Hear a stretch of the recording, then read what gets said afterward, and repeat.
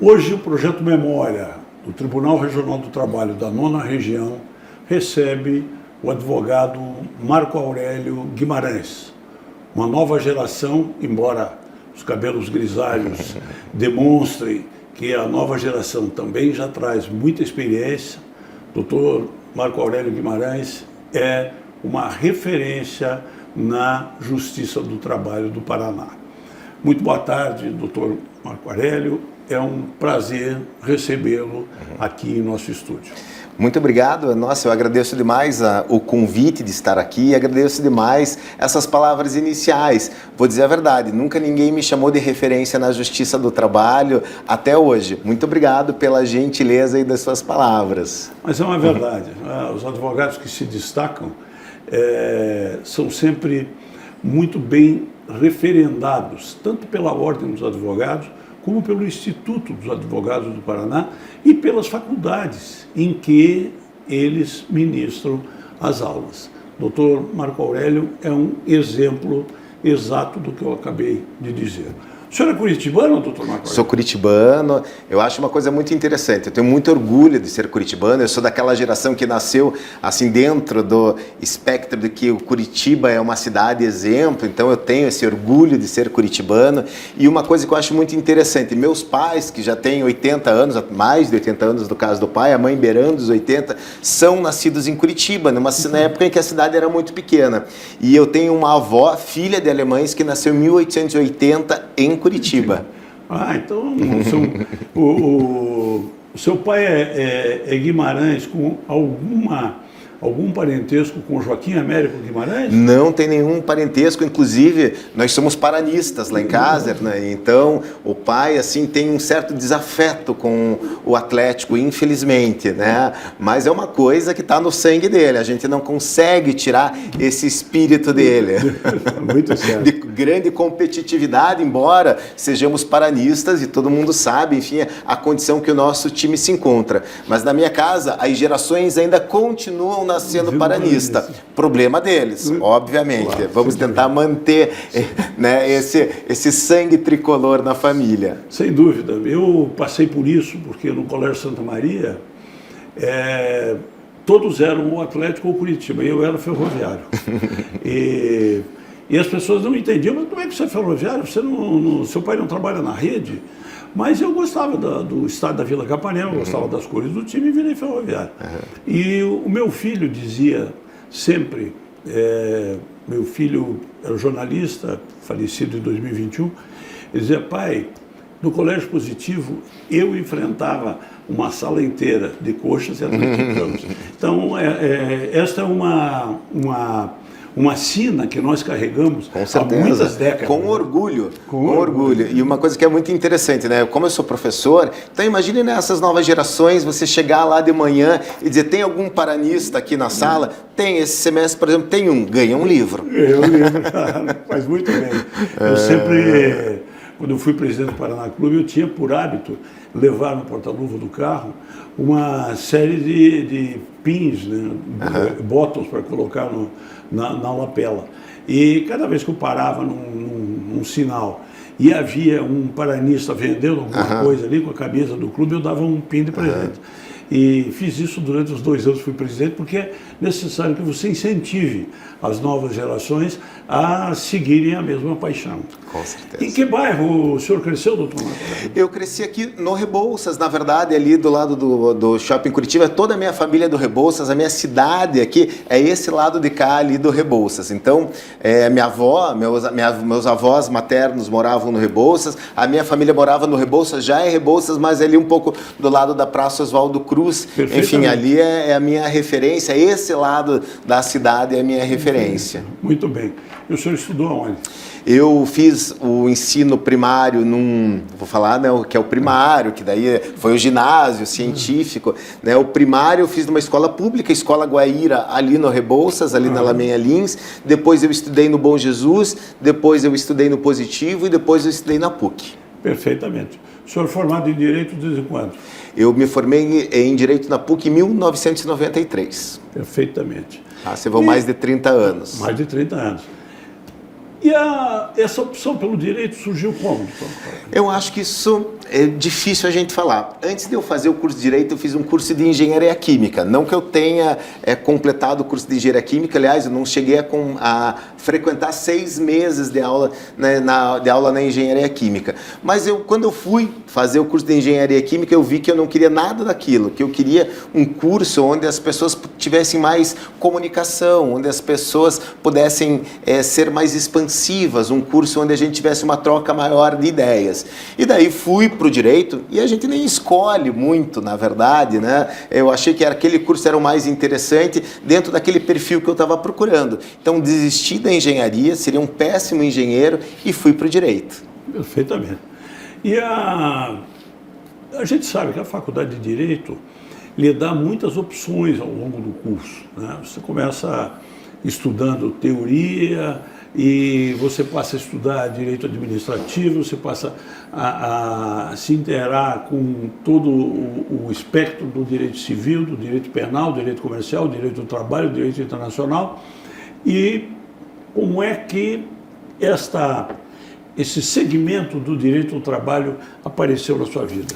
Bom, eu não posso dizer assim que eu escolhi o direito do trabalho, mas quando eu cheguei lá no 3º ano do curso, eu disse, meu Deus, agora o que eu vou fazer? Meu pai não é advogado, a minha mentalidade na época é de que só ia advogar quem fosse o filho do juiz, o filho do advogado, o filho do desembargador.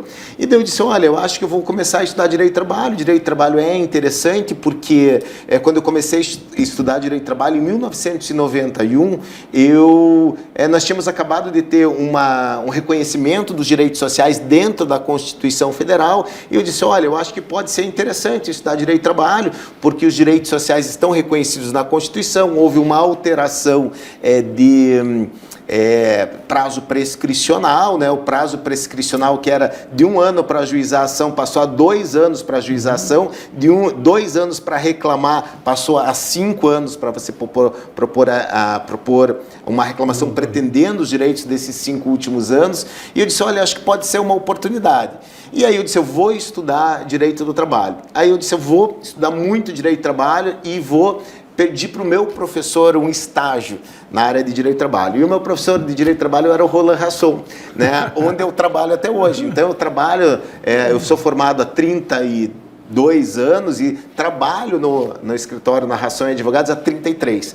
Porque daí foi a oportunidade. De certa forma, eu digo, o direito do trabalho me escolheu. Mas agora, conversando com você, Hernani, eu digo, não, eu escolhi o direito do trabalho. Quando eu me formei, né, tinha a revista Veja impressa, evidentemente, e vinha lá aquelas reportagens que estavam engavetadas. Quando eles não tinham o que publicar, eles pegavam, quais são as profissões do momento, quais são os cursos do momento. E quando eu me formei, uma das profissões que estava lá em cima, como estão hoje aquelas voltadas à tecnologia, diziam direito ao advogado trabalhista. Então eu estava ali, de certa forma, no lugar certo, na hora certa, e conheci a pessoa certa, que é o professor Roland Rasson. Perfeitamente. Essas matérias são chamadas de calhaus. A matéria fica na gaveta até surgir uma oportunidade de publicá-la. É também chamada de matéria fria, ela não tem relação com os fatos que estão acontecendo. Muito obrigado, eu vou falar isso a próxima vez que eu contar essa história. É verdade, pode contar, tem toda a liberdade. Muito obrigado. Tudo bem. Quer dizer que a sua experiência profissional resume-se a um escritório da advocacia. A um escritório da advocacia. Olha o que isso significa. Isso demonstra que há uma fidelidade, tanto do escritório em relação ao profissional do direito, o advogado no caso, como do advogado para o seu escritório. É um caso raríssimo, eu não conheço, não entrevistei até hoje algum advogado que esteja no mesmo lugar, a não ser que ele tenha montado um escritório assim que terminou a faculdade. Sim. Mas é um caso muito raro. E eu dizer que gosto muito do Dr. Roland, é um amigo de muito tempo, e me divirto muito com ele, sempre que encontro. E essa opção pelo lado empresarial da justiça trabalhista veio do próprio fato de que o escritório se dedicava a isso. Hernani, na verdade, né, eu lá nos ímpetos ali até do movimento estudantil, do qual eu participei ativamente, no ímpeto ali da defesa dos direitos sociais, a minha intenção era ser advogado trabalhista de trabalhador. Mas aí a gente não escolhe, né? E acabei aí me tornando um advogado do direito do trabalho empresarial. Perfeitamente. Eu acho que o grande mérito da Justiça do Trabalho e do direito do trabalho é que ele permite que as duas partes convivam amistosamente, né, fora do ambiente do tribunal ou do fórum. Mas as pessoas são amigas, né, se conversam, trocam opiniões, e eu acho que claro que o direito civil também permite isso, o direito penal um pouco menos, porque os ânimos são sempre mais acirrados, né? Mas acho que a Justiça do Trabalho traz muito essa liberdade aos advogados. Afinal de contas, vocês se encontram, os dois lados, em todas as audiências, né? E todas as sessões do tribunal. Sem dúvida. Eu acho assim, o direito do trabalho, ele de certa forma ele é ideológico, mas ideológico porque ou você tem que estar mais próximo dos princípios ou você tem que estar mais próximo da flexibilização dos princípios. Não existe direito do trabalho sem o princípio da proteção. Claro. Então mesmo o advogado do patronato, ele está ali do lado dos princípios, mas ele vai buscando os caminhos de flexibilização desses princípios, enquanto que o advogado reclamante, ao contrário, ele vai buscar os princípios dentro do núcleo duro, trata os princípios dentro do núcleo duro, né? Mas mesmo assim, tipo, eu não estou dizendo que eu só faço advocacia empresarial, a maior parte é empresarial, mas mesmo assim, quando eu vou fazer lá um trabalho para o reclamante, é um trabalho técnico, né? Então a gente tem que ter em mente o seguinte, que o advogado, ele sempre vai colocar um óculos na hora de atuar em um processo, ou o óculos é flexibilizador dos princípios, ou esse óculos vai fazer com que você enxergue somente o núcleo duro do direito do trabalho, né? Mas obviamente aí a gente tem também todos os segmentos dentro da advocacia, a advocacia que está voltada ao sindicato profissional, a advocacia que está voltada ao sindicato do patronato, então aí realmente existe aí um embate maior. Perfeito. O direito é interpretativo, né? E no Brasil especialmente. Especialmente. Então, todo advogado tem a obrigação de buscar uma interpretação que seja do interesse do seu cliente dentro da norma legal. É a melhor coisa, assim, mas qual é a resposta? Depende, você está advogando para quem? Exatamente, é isso aí. Eu acho isso genial, né? A profissão do advogado, eu acho que ela nos dá esse suporte, né? Por exemplo, como eu tenho um mindset já muito voltado para a advocacia, a minha pergunta é assim, então, vão me fazer uma pergunta, eu vou dizer, eu estou advogando para quem? Né? Agora o juiz aí, ele vai formar a sua própria convicção, mas isso, para mim, é muito distante da minha realidade, né? Porque, se eu tivesse, seria muito difícil eu não enxergar os dois lados no momento em que eu vejo um caso concreto, né? Então, acho que a advocacia permite você ver esses dois lados. No jornalismo há uma história interessantíssima de um jornalista chamado Alcindo Guanabara, lá no início dos anos 20 ou 30, no Rio de Janeiro. E o Alcindo Guanabara estava na redação quando o chefe da redação gritou lá, Guanabara, está sem fazer nada? Era assim, quarta-feira antes da Páscoa. Aí ele falou, estou disponível. Escreva aí um texto sobre Jesus Cristo. E ele disse assim, contra ou a favor? Isso tem muito a ver com a advocacia também, né? A advocacia, ela, por ser interpretativa, ela permite que você interprete de uma forma ou de outra. Agora, cabe ao juiz determinar, né, ou no tribunal, em caso de recurso, determinar qual o entendimento que ele considera o correto, né? Há muitos pareceres também, que o parecer é assim, depende do lado que você está sendo contratado. Né? Então, você acha uma alternativa aqui ou ali. O parecer, eu acho, hoje em dia, Hernani, é uma coisa assim, é uma análise de risco. Entendeu? As soluções são essas, os riscos são esses. Perfeito. Né? Então, é uma análise de risco. Né? Verdade.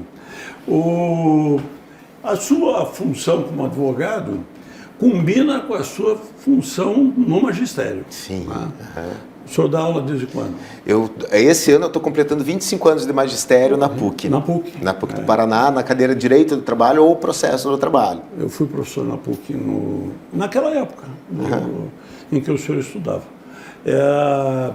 Acho um ambiente assim, fantástico. Gosto muito da PUC, tenho o maior carinho pela PUC, por tudo que me proporcionou também. E o senhor passou neste período, quer dizer, iniciou a sua advocacia no início das mudanças da máquina de escrever para o computador. E a partir daí o senhor vivenciou a mudança da própria justiça trabalhista, do processo do papel para o processo eletrônico. Como se deu isso? Foi muito difícil? Bom, a gente vive o momento da história, né? A gente vai se adaptando. É uma coisa impressionante, é a nossa adaptabilidade a essas novas tecnologias. Obviamente, as petições... Quando eu comecei a estagiar lá na Ração Advogados, não tinha computador para o estagiário. Então, quer dizer o quê? Que a gente fazia todos os controles manuscritos, que a gente fazia todas as petições na máquina de escrever, a mais simples possível, uma petição disjuntada era feita na máquina de escrever, mas as coisas vão avançando e você vai se adaptando àquela nova tecnologia. Obviamente, nós somos muito mais eficientes, né? E por quê? Porque o mercado exige que nós sejamos cada dia mais eficientes. Eu não sou só do tempo da máquina de escrever, a maior tecnologia que nós tínhamos no momento era o fax, né? Lá no início dos anos 90. O falecido fax. Falecido fax. Talvez as pessoas nem saibam o que é isso. Mas como é que funcionava? Vinha lá um parecer mais complexo, ele vinha por fax, daí chegava na recepção, até a recepção colocar na tua mesa, o cliente não sabia se você tinha recebido o fax ou não, e daí você respondia aquele parecer. Hoje não. No momento em que você abriu o teu e-mail, você já está em mora com o cliente, dizendo, olha, eles estão esperando a tua resposta. Obviamente, né, que a gente se tornou mais eficiente. Obviamente que hoje em dia também a gente tem uma possibilidade de consulta gigantesca dentro da internet, né? Obviamente você tem que saber, né, o que é bom, o que é ruim, como procurar, o que eu vou procurar primeiro, se eu vou primeiro para a jurisprudência, se eu vou primeiro para a lei, mas é muito mais fácil hoje em dia a advocacia, né? E por quê? Porque a possibilidade de instrumentos de consulta que você tem, você não tinha na época. Para você buscar uma jurisprudência, você tinha que buscar um livro de ementas, né? Um livro de jurisprudência, né? Então, e daí não tinha aquela jurisprudência. Daí se vinha aqui no tribunal, foi muito interessante eu ter vindo aqui e via a biblioteca. Quanto tempo eu não vinha a biblioteca do tribunal e eu vinha, assim, como estagiário, consultando aquelas fichas datilografadas dentro de um fichário. Achei. Daí ia lá, consultava o acordo. Então, eu acho que eu vi muitas mudanças, estamos experimentando outras mudanças com a inteligência artificial e tudo mais, mas eu sou um otimista em relação a isso, porque eu comecei na máquina de escrever, passamos daí para o computador, passamos para um processo virtualizado, né, para audiências telepresenciais, agora já estamos entrando numa fase aí de inteligência artificial dentro do direito, mas sempre quando eu presenciei a evolução dessas tecnologias, eu sempre achei isso positivo. Perfeito. Eu também concordo, eu fui estagiário de máquina de escrever, e escrevendo petição... Fez curso de datilografia? Eu não fiz curso de datilografia, mas eu datilografo bem rápido com 2 dedos. Mas com 4 cópias, né, com papel carbono. E depois ir buscar os processos no tribunal, indo de vara em vara, buscar o processo físico e carregar aquilo dentro da sua pasta para o escritório. Posso dizer que era um trabalho braçal, sem dúvida era um trabalho braçal, né? Mas o tribunal da 9ª Região foi um precursor do processo eletrônico no Brasil, né?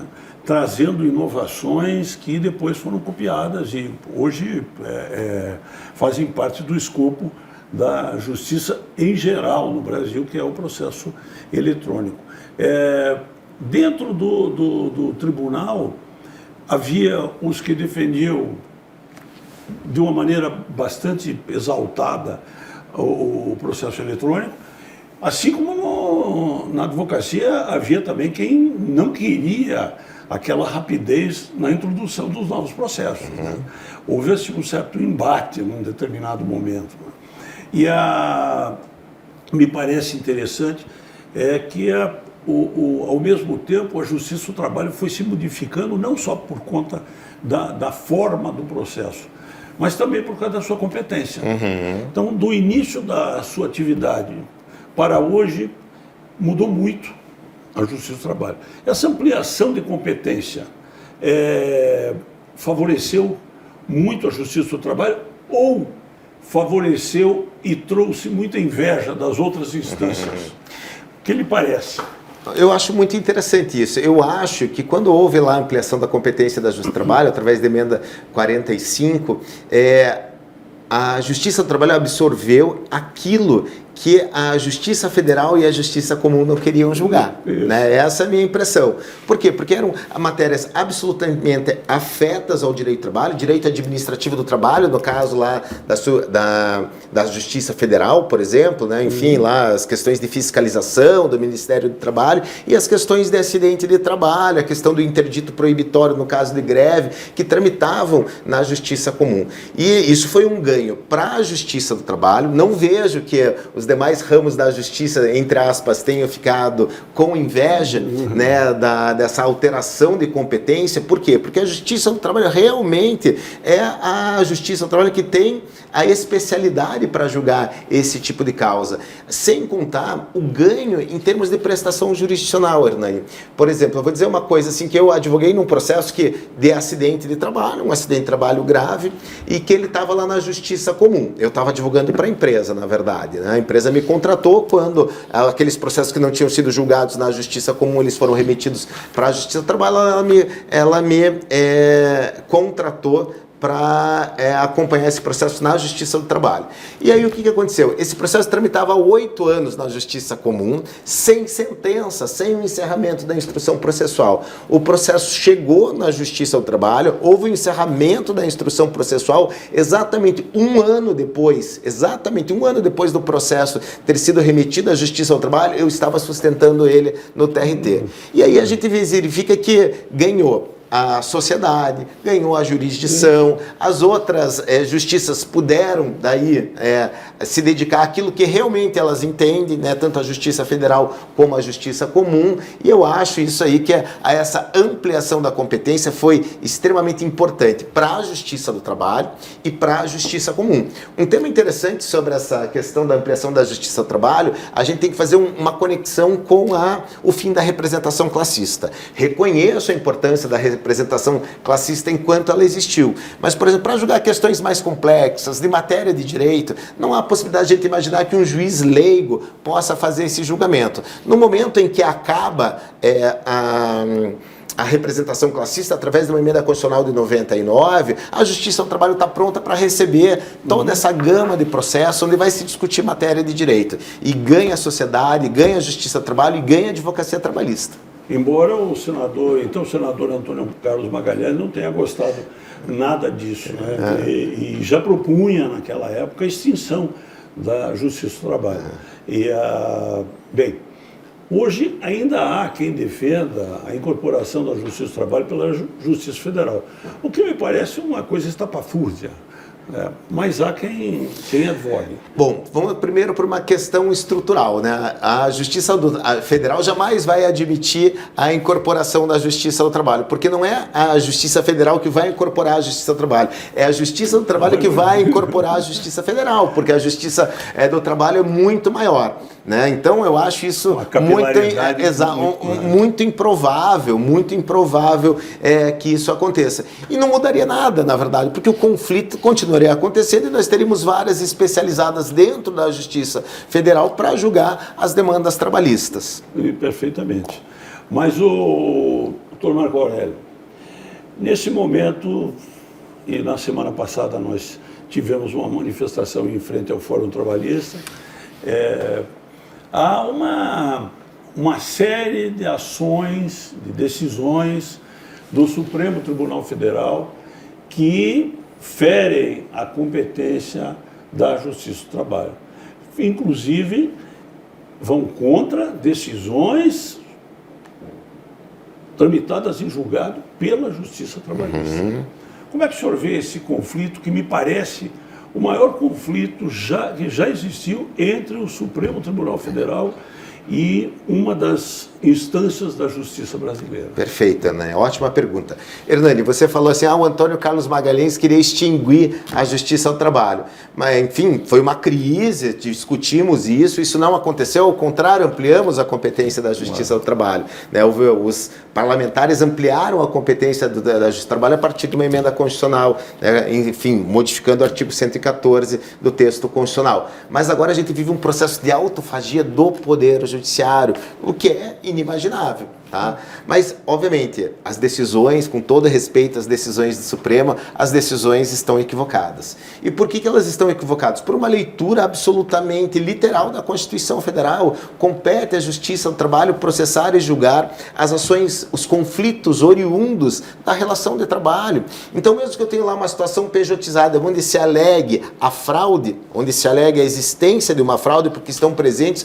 os requisitos caracterizadores da relação de emprego, pessoalidade, subordinação, não eventualidade, onerosidade, é a Justiça do Trabalho que tem a palavra final.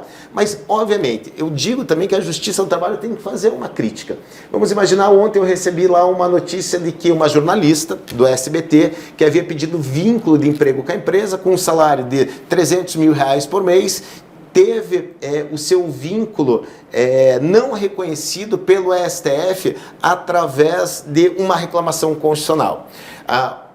Existe um equívoco gigantesco em alterar essa decisão do TST a partir de uma reclamação constitucional. Não consigo imaginar tecnicamente como que eles possam fazer isso. Tá? Não, nós temos um precedente, existe a possibilidade de terceirização, o tema 725. Mas o tema 725 não tem nada a ver com esse tema, com o caso de fraude, é terceirização, não o caso de fraude na relação de emprego. Mas, ao mesmo tempo, eu acho que a Justiça do Trabalho tem que estar mais sensível à autonomia da vontade dos hiper suficientes. Né? Será que a gente vai sempre dizer assim, não, o hiper suficiente, uma pessoa que recebe lá R$250 mil por mês, não tinha condições de avaliar se era empregada ou não, se ela utilizou inclusive uma PJ para pagar impostos, né, pagando impostos muito menores, será que ela deve se valer dos benefícios da Justiça do Trabalho, se ela já recebeu inclusive benefícios tributários?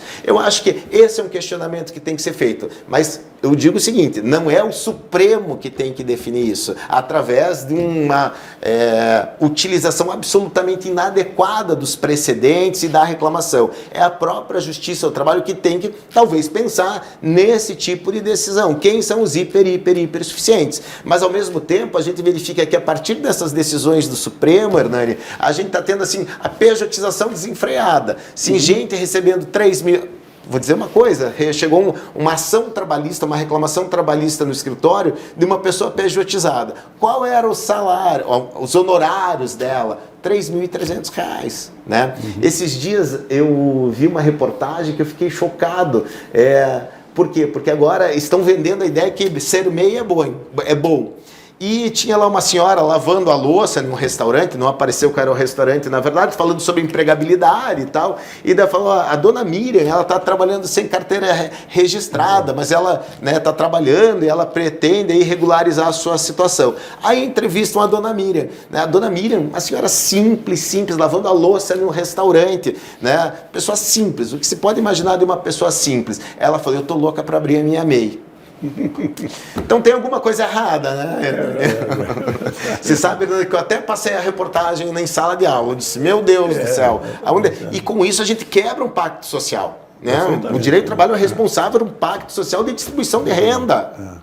Talvez alguém tenha colocado na cabeça dela que ter uma MEI significava que ela iria ganhar mais. Na verdade, ela não levou em consideração tudo que ela iria perder. Exatamente. Né? Esse é o Exatamente. grande problema. E eles estão vendendo. É a mesma coisa, talvez, o Uber, né? Obviamente, eu acho muito positiva essa ideia da gente ter uma regulamentação do jeito que está, não dá para ficar. Mas, por exemplo, você vai perguntar para o Uber, né? Ele diz, não, eu quero ficar como está. Mas será que você não quer ficar como está, mantendo essa flexibilidade e ter mais direitos? Mas é uma ideia que está sendo vendida, né? Então, eu acho que a gente tem que estar muito ciente aí do papel de informação, né? Tipo, a dona Miriam quer ser MEI, porque ela acha que vai ser muito bom, mas ninguém falou para ela tudo que ela está perdendo, como você disse. Que é o grande ponto. Né? Nesses mais de 30 anos de advocacia, quais foram assim, os casos mais emblemáticos com que o senhor atuou?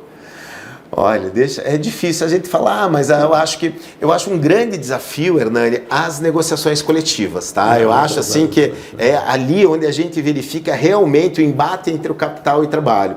E eu faço a negociação coletiva pelo lado patronal. E quero elogiar os colegas que atuam pelo Sindicato dos Trabalhadores. Eles são muito preparados, eles sabem realmente demonstrar o choque entre capital e trabalho, a luta de classes. Ali você vê a luta de classes. Então, eu acho que esses casos são muito emblemáticos, eu acho que esses casos são os mais interessantes, né? E os que demandam muito um equilíbrio emocional do advogado. Eu acho que o mais difícil não é atuar tecnicamente, o mais difícil é a gente manter o nosso equilíbrio emocional numa audiência e, sobretudo, dentro de um processo de mediação. Perfeitamente. Eu acho que a grande vantagem da convenção coletiva, desse instituto do direito que é a convenção coletiva, é esse fato em que os dois lados podem atuar, os dois lados podem demandar, os dois lados argumentam e chegam a um acordo de uma maneira extrajudicial, o que é a melhor alternativa para se alcançar a chamada distribuição de renda. Sem dúvida. A chamada paz social. O direito do trabalho tem exatamente essa função? Não tenho a menor dúvida. A que a gente busca, principalmente dentro dessas situações de negociações coletivas, é um equilíbrio entre capital e trabalho. Obviamente não é fácil, né? Mas o nosso desejo dentro dessas negociações coletivas é sempre buscar um equilíbrio entre capital e trabalho e, consequentemente, a paz social, né? Eu acho muito interessante. O direito do trabalho é o único onde nós vamos ter assim a possibilidade de criação de regras, fontes autônomas de direito que vão ser aplicados para um contingente extremamente significativo de pessoas. No direito civil existe, mas aí é o contrato. Aqui nós temos uma abrangência coletiva, né? Então, só no direito do trabalho nós vamos ter essa possibilidade. E além do que, não é só a paz social, é buscar juntamente com a paz social o avanço dos direitos sociais, né? Eu acho que o advogado trabalhista tem esse compromisso com os direitos sociais. Com a sociedade de uma maneira geral. Sem dúvida nenhuma. Perfeitamente. O advogado trabalhista, ele trabalha muito próximo do juizado e trabalha muito próximo também do tribunal. Como é que é essa relação com os juízes do trabalho na primeira instância? Interessantíssima essa pergunta. O processo de trabalho ele é único, né? É o processo que acontece dentro da audiência. Já imaginou tudo acontecendo dentro da audiência, a concentração dos atos processuais em audiência? Eu digo assim para os estudantes que no processo de trabalho você pode tocar na jurisdição. Às vezes você leva um choque, inclusive. Né? Mas eu acho que o respeito, a atuação técnica são extremamente relevantes, né? E eu percebo isso, sobretudo, que com os juízes mais novos, né? Eu acho que nós tivemos, vou dizer assim, os juízes dos anos 90, uma época onde a gente era politicamente mais incorreto, são muito diferentes dos juízes agora dos anos de 2020, tá? E por quê? No tratamento das pessoas, né? Os anos 90 era uma fase muito politicamente incorreta, os juízes talvez fossem muito incisivos nas audiências. Hoje eu verifico assim que houve uma evolução extremamente significativa e acho, sinceramente, os juízes juízes heróis. Por quê? Porque eles trabalham também com advogados que não sabem advogar. Infelizmente, né? Eu tenho que reconhecer isso, né? Então, eu acho que os juízes, eles têm trabalhado no sentido de orientação dos advogados. Obviamente, existem audiências que são mais calorosas, existem audiências onde o estresse é maior, às vezes por conta até do comportamento das partes, mas eu acho extremamente positiva a relação de juiz e advogado. Sobretudo porque o juiz ali, ele está trabalhando com posições absolutamente divergentes, né? O advogado reclamante, o advogado reclamado, a gente só se encontra lá na frente, porque a gente quer uma decisão. Aí lá nós somos convergentes, mas nós somos absolutamente divergentes. E não é fácil isso para o juiz, mas eu vejo assim, um preparo cada dia maior do juiz, mas em muitos sentidos, não só tecnicamente, como também de uma ideia de condução da audiência, né? Porque isso tem sido muito valorizado. Talvez isso seja um dos pontos mais relevantes de qualquer profissão hoje em dia, né? Como você se comporta, como que você trata o outro, como se você faz um exercício de empatia em relação ao advogado, em relação à parte e até em relação ao juiz. Perfeitamente.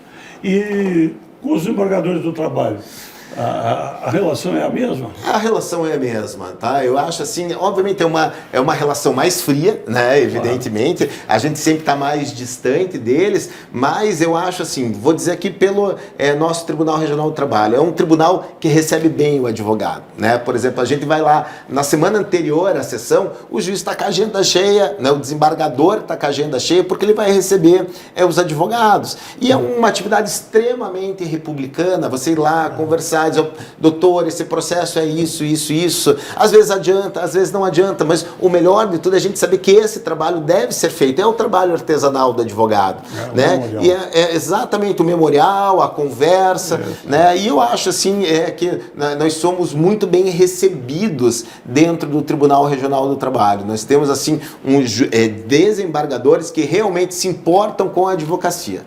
O Tribunal Regional do Trabalho do Paraná é reconhecido como um dos mais eficientes do Brasil. Não sei se o senhor tem experiência em outros tribunais, mas normalmente os prêmios concedidos pelo CNJ colocam o nosso tribunal no topo. Né? E esses dias eu tive a oportunidade de entrevistar a desembargadora Ana Carolina Zaina e ela elogiou muito o corpo de servidores do tribunal. Olha, são de uma capacidade profissional extrema. Então, me parece que isso ajuda muito o advogado. Né? Bom, Hernani, vamos falar do prêmio do CNJ. O CNJ está interessado em metas, em números. Então, vou desconsiderar isso, embora seja extremamente relevante. Mas eu advogo no Brasil inteiro, Hoje, com essa virtualização do processo, a gente advoga no Brasil inteiro, um escritório que tem carteiras muito grandes de 4 mil processos, 5 mil processos, 8 mil processos. Não existem decisões melhores do que os nossos acórdãos aqui no Tribunal Regional do Trabalho da 9ª Região. Muito bom saber isso. É de uma excelência absolutamente distinta em relação aos outros tribunais. E eu posso afirmar isso com certeza, pela experiência que nós temos de estar advogando em outros tribunais, né? E a gente comenta, obviamente, o advogado como, puxa vida, se viu como que são as decisões lá naquele tribunal, se viu as sentenças como são naquele tribunal, né? Nas várias que estão vinculadas a um determinado tribunal. Então, assim, eu posso dizer que nós temos os acórdãos mais bem fundamentados do Brasil, porque eu advogo no Brasil inteiro. Perfeitamente, muito bom saber disso. O senhor, como professor, tem contato diário com os alunos e o senhor recomenda o direito ao trabalho para os seus alunos em primeiro lugar ou o senhor acha que o direito ao trabalho já está com um volume de profissionais excessivos ou chegando ao limite? Bom, o direito, né, nós temos uma quantidade muito significativa de faculdades no Brasil, um número de advogados extremamente significativos, mas eu acho que existe muito espaço para o direito do trabalho. Obviamente, se você me perguntasse isso há 2, 3, 4 anos atrás, eu ia dizer, olha, eu acho que o direito do trabalho ele já está saturado, mas eu vou te dar um dado, né? Eu sou coordenador da pós-graduação na PUC em Direito do Trabalho e nos últimos anos, para a gente fechar uma turma de pós-graduação, eu tinha que chegar lá e ligar, olha, cadê a lista de espera? Ah, eu sou o professor Marco Aurélio, sou o coordenador da pós, né? Gostaria de ver porque você não fez a matrícula ainda. Então a gente sempre fechou, mas sempre fechou no limite, é uma pós-graduação que existe na PUC há mais de 20 anos.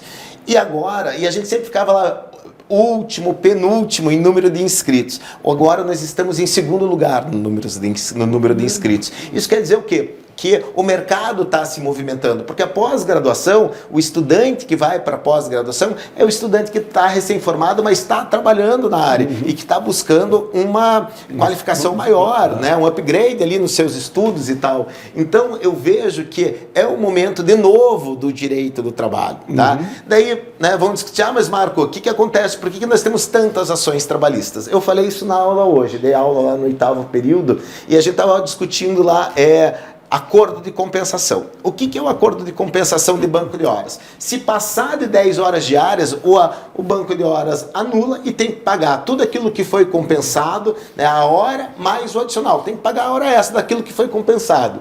Então vamos imaginar que o empregador, né, por uma questão contingencial do seu negócio, ele acabou ultrapassando as 10 horas. Ele não vai chegar para o empregado e vai dizer, não, agora eu vou anular o banco de compensação e vou te pagar todas as horas extras. E essas são as demandas que vão para o judiciário daí, né? Por quê? Porque nós temos um acordo nulo que não foi considerado nulo durante o contrato, mas que é nulo perante a lei. E que daí que vai, quando for para a Justiça do Trabalho, ele vai lá pagar as horas extras. Mas o empregador, ele não vai dizer, ó, é nulo o banco de horas, eu vou te pagar todas as horas extras. A maior parte desse tipo de demanda acaba no judiciário. E aí a gente verifica assim que realmente, né, a forma como o direito do trabalho é tratado, e eu estou falando de boas empresas, tá? A forma que o direito do trabalho é tratado durante a constância do vínculo de emprego não é adequada. O certo seria pagar todas as horas extras, mas não, vai esperar uma nulidade vinda do Poder Judiciário. E isso aumenta o quê? Aumenta o número de demandas, e aí essa máquina aí que vai sendo alimentada muitas vezes pelo próprio empregador, para que compensa ele fazer isso, né? Compensa ele adotar esse tipo de demanda e discutir isso na Justiça do Trabalho. Me parece que o medo da causa judicial acabou fazendo com que as empresas dessem uma força muito grande ao seu departamento de recursos humanos. Hoje todas as empresas, os executivos das empresas são escravos do RH. Com certeza. O RH determina, você não pode enviar esse funcionário para viajar até Ponta Grossa, porque ele vai ultrapassar as horas aqui. E se ele ultrapassar as horas, ele vai compensar na semana que vem. Então você vai perder o funcionário praticamente 3 dias. Um que ele vai, o outro que ele volta, ou até mais, e 2 que ele compensa. Isso é algo que não existia há 20 anos. Sem dúvida nenhuma. A Justiça do Trabalho, eu acho que ela tem uma atuação pedagógica extremamente significativa. Extremamente significativa. É um ponto interessante. Não tenho a menor dúvida disso. Né? A advocacia consultiva hoje, ela faz grande parte da minha rotina lá no escritório, né? A gente advoga para grandes empresas no Brasil inteiro, assim, eu tenho consultivo nacional de 2 grandes empresas. Realmente hoje a ideia de você estabelecer políticas, de você verificar, analisar riscos é extremamente significativo. Muitas vezes você vai dar lá uma solução, essa solução não vai ser adotada pela empresa, mas ela vai saber qual é o risco que ela tem. Perfeito. E obviamente, né, a ideia é sempre que a empresa trabalhe com o mínimo risco possível, tá certo? Mas a assunção do risco faz parte do negócio também. Perfeitamente. Já encaminhando para o final, doutor Marco Aurélio, Como é que o senhor vê o direito do futuro? Não só o direito do trabalho, mas com todas essas novas tecnologias, com esses essas novas formas processuais, inclusive o fato da tecnologia online ser usada para diversas situações. Como é que o senhor vê a advocacia daqui a 15 anos, por exemplo? Bom, eu acredito que o advogado jamais será substituído. Em hipótese alguma, o advogado será substituído. Eu venho acompanhando, né, no início da nossa conversa, a gente falou sobre que eu comecei na máquina de escrever, né? E todas as vezes que a gente foi adotando novas tecnologias, elas sempre foram adotadas para melhorar o serviço, né? Para tornar o serviço mais eficiente. Ao contrário do que diz o Domênico de Masi, a gente não reduziu jornada de trabalho, né? Ele disse, nossa, tecnologia, você vai trabalhar 6 horas por dia e o resto do dia você vai desfrutar naquilo que você gosta. Ao contrário, nós continuamos trabalhando muito, mas ao mesmo tempo a gente tem facilidades, eficiência, ferramentas para nos ajudar nas nossas atividades profissionais. E eu gosto muito, eu li recentemente aquele livro Homo Deus, lá do Yuval Harari, ele fala um pouco sobre essa questão da inteligência artificial. E a inteligência artificial jamais vai substituir o homem, porque a inteligência artificial não tem capacidade de realizar raciocínios a partir do sentimento. Então eu acho o seguinte, que nada vai substituir o advogado, nada vai substituir o homem, nenhuma tecnologia, nós vamos ter que nos relacionar, nós somos pessoas que sentimos, que gostamos, não gostamos, sentimos raiva e, consequentemente, a partir disso nós vamos criar raciocínios e a inteligência artificial jamais vai fazer isso. E isso vai se aplicar na advocacia, na administração, na gestão de pessoas, né? Eu acho que eu sou um otimista em relação, inclusive, à utilização de novas tecnologias. Vou lhe fazer uma pergunta óbvia final. Vale a pena ser advogado? Eu sou apaixonado pela minha profissão, eu acho que vale muito a pena a possibilidade de você conhecer pessoas, a possibilidade de você estar atuando diretamente com o juiz, né? A gente falou aqui essa ideia de que a justiça do trabalho, você pode até levar um choque numa audiência, porque ali você está vendo a jurisdição acontecer. Eu acho que vale muito a pena ser advogado, eu acho que é uma profissão insubstituível, eu acho que a gente tem que ter também uma responsabilidade, principalmente o advogado trabalhista, com a construção do direito social.